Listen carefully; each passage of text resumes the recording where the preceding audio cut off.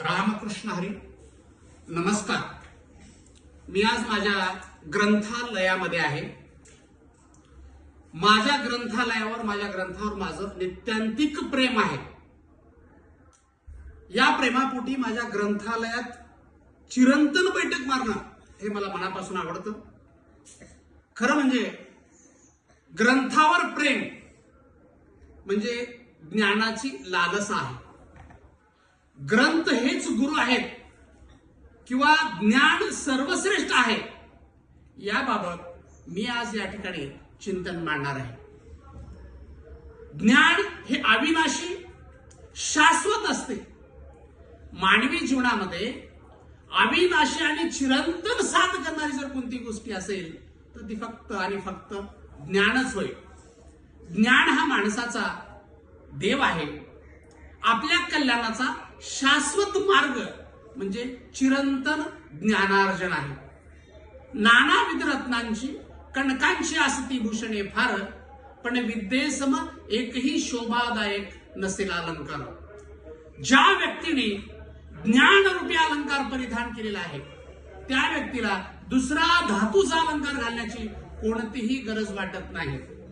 नाही ज्ञानेन सदृशं पवित्रमिहि विद्यते. या जगात ज्ञानासारखं पवित्र दुसरी कोणतीही वस्तू नाही. या जगताने इतिहासामध्ये आजपर्यंत फक्त ज्ञानवंताचीच पूजा केलेली आहे. ज्ञानवंतालाच डोक्यावर घेतलेलं आहे.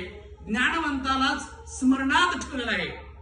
आपण पाहतो तो ज्ञानियाचा राजा कैवल्य चक्रमूर्ती ज्ञानेश्वर माऊली ज्ञानदेव ज्या ठिकाणी ज्ञान विसावत, ज्या ठिकाणी ज्ञान प्रसवत, जो ज्ञानाचा पिता आहे असे ते ज्ञान देखील ज्ञानेश्वरीमध्ये ज्ञान हे सर्वश्रेष्ठ आहे.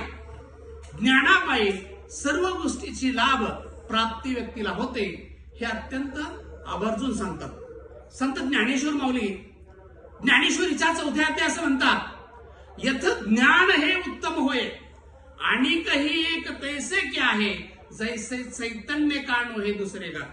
ज्ञान हे उत्तम आणि उत्तम आहे. ज्ञानाच्या बरोबरची दुसरी वस्तूच नाही. जसं जगतात चैतन्य एकमेव आहे, चैतन्य दुसरं नाही, तसं ज्ञान हे एकमेव आहे, दुसरं नाही. ना तरी पृथ्वीचे नि पाडे, कांटाळे जरी जोडे, तरी उपमा ज्ञानी गडे पांडुकुमारा.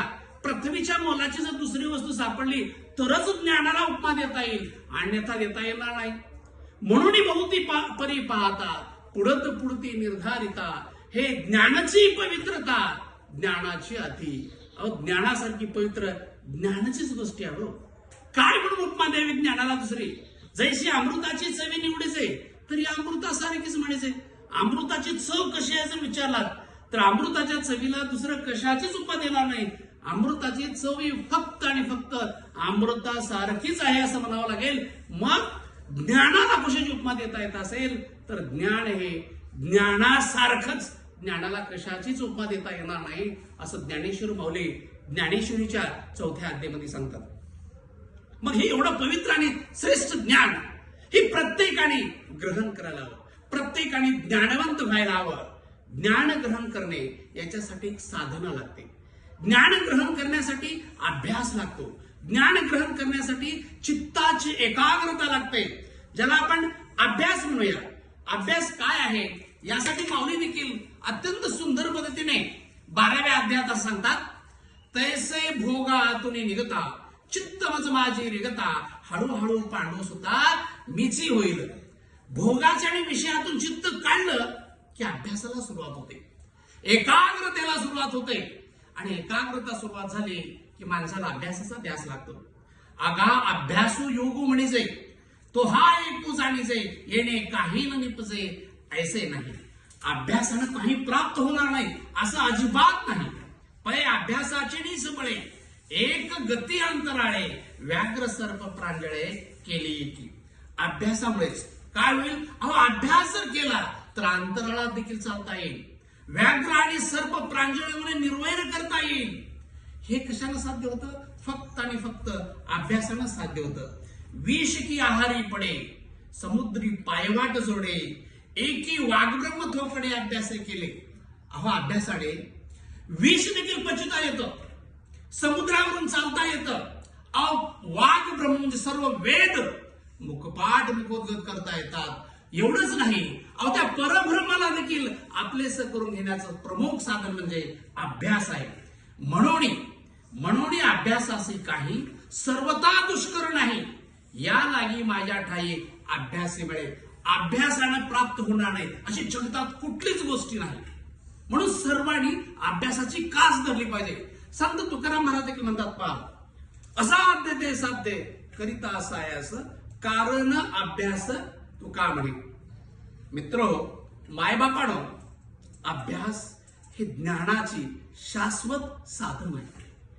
चिरंतर सुख आणि आनंदासाठी आपल्याला ज्ञान हवंच.